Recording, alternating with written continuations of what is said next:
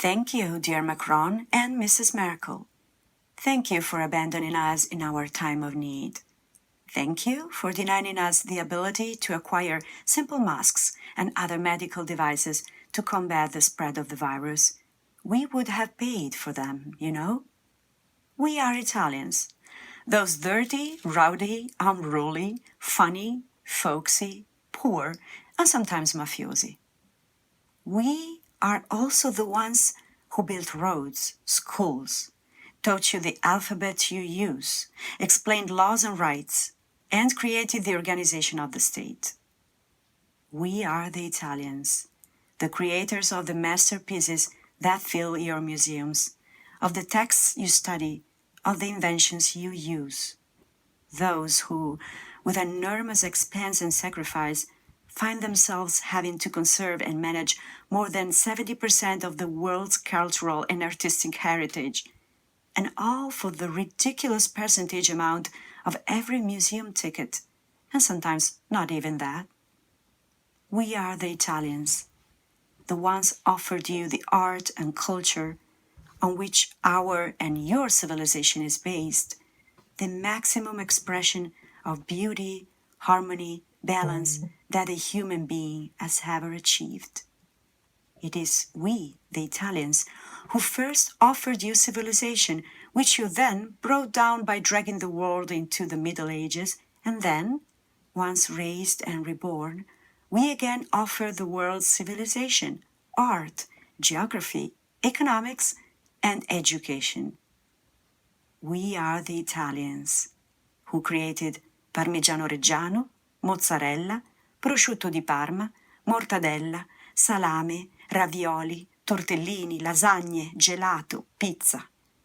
We who brought vineyards to France and taught you how to make wine, grappa, and spirits, and who fight your attempts every year to mimic our products and copy not only their name but also their style and fashion. To you too, Mr. Trump, and you, Mr. Johnson, thank you for first isolating us instead of helping us.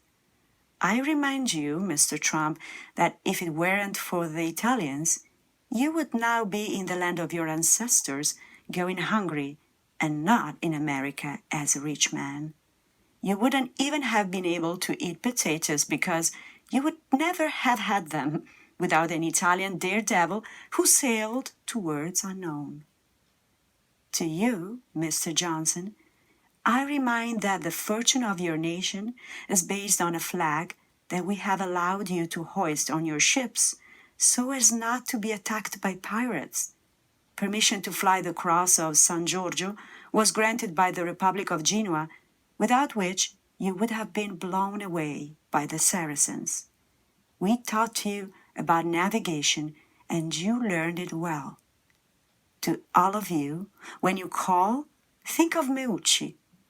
When you watch TV or listen to the radio, think of Marconi.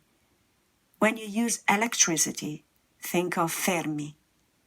We Italians have invented banks, universities, perspective, architecture, engineering, astrophysics, calendars, and music. Were Italians Giotto, Colombo, Marco Polo, Leonardo, Michelangelo, Bernini, Tiziano, Raffaello, Brunelleschi, Galileo, Cesare, Ottaviano, Vespasiano, Aurelio, Dante, and I could continue for hours. Dear, when you hear the name Italia, you should jump to your feet, lower your head, and be aware that the origin of Western society is here. If we ask you for help, you should run, because if you drag the world back into the Middle Ages, I don't know if it will rise again. If, on the other hand, you are not interested, then please enjoy what you have, stay and admire a few tons of bolted iron, and when you visit your museums, please skip the works of the Italians. You will finish your visit very quickly, so you can go to immediately visit a beautiful car factory, perhaps diesel, of those that do not pollute only at the controls. Go to visit what for you are castles and for us only trivial villas for which we are full, or go to the capital of the gambling that mimics Venice, Florence, Rome. Go ahead. Avoid coming to visit the most beautiful country in the world, since you have stopped it in the back. We will welcome with open arms those who have helped us in times of need.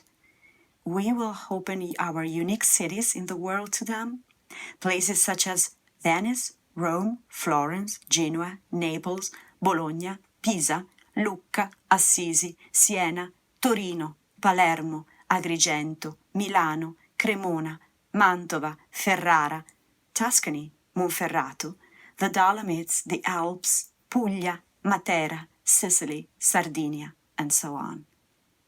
You destroyed poor Greece with your finances. You tried with Italy too, but you did not succeed. Now, perhaps, you have seen the opportunity to give the final blow, but in the blindness of your selfishness, you have not calculated that the virus has no borders. It will hit everyone. If you had helped us yesterday in an attempt to stem the epidemic, today you would not mourn your dead. Your selfishness has measured how little you are.